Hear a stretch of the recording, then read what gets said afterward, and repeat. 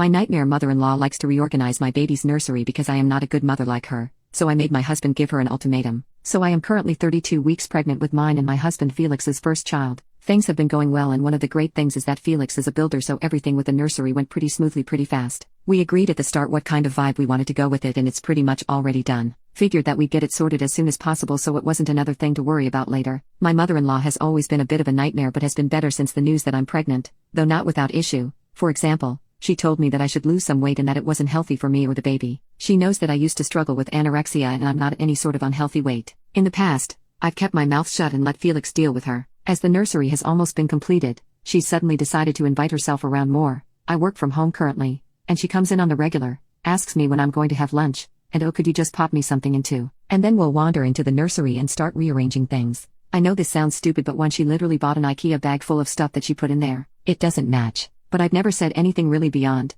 "Oh, thanks so much for the thought," etc. Yesterday when she came around uninvited, she looked me up and down and said, "Really? Joggers? Thank God Felix isn't here," and then walked into the nursery and started asking me where the pillow she'd put in the crib had gone, why I'd taken out the fairy lights hanging on the wall right by it, etc. I explained that they were potential safety hazards to the future baby and that I'd taken them out. She started with, "Oh, well, I've had 3 children and I really think you should take more of my advice," and then looked me in the eyes and said, "You're really not going to be a good mother at this rate." I don't know if it was the pregnancy hormones, but I just stared at her for a moment and then told her to get out of the house. I'd been up all night and had loads of work and wasn't in the mood. She got very uptight about it and then left. Felix says he's going to talk to her and tell her that she shouldn't be reorganizing anything without our permission, but I don't know if it was just the hormones and I'm being unreasonable. Update: Felix and I sat down and had a conversation about how to manage his mother going forward. I told him everything that she had said to me and he was adequately furious with her. He asked me exactly what I wanted to do in the future so that she'd understand where our boundaries were, and follow them. I told him that I'd rather him speak to her alone at first so that I wasn't immediately made out to be the bad guy. I acted on the advice and the locksmith has been called to change the locks on the house, and Felix has ordered us a Ring doorbell off Amazon with the assurance I'll be able to put it in. He hates doing the electrics, but you know how it is, I'll leave him to it lol. And then he called up mother-in-law and organized a lunch date for today so they could have a talk between themselves. He got back in the afternoon and as he walked into the door, smiled at me and went sorted.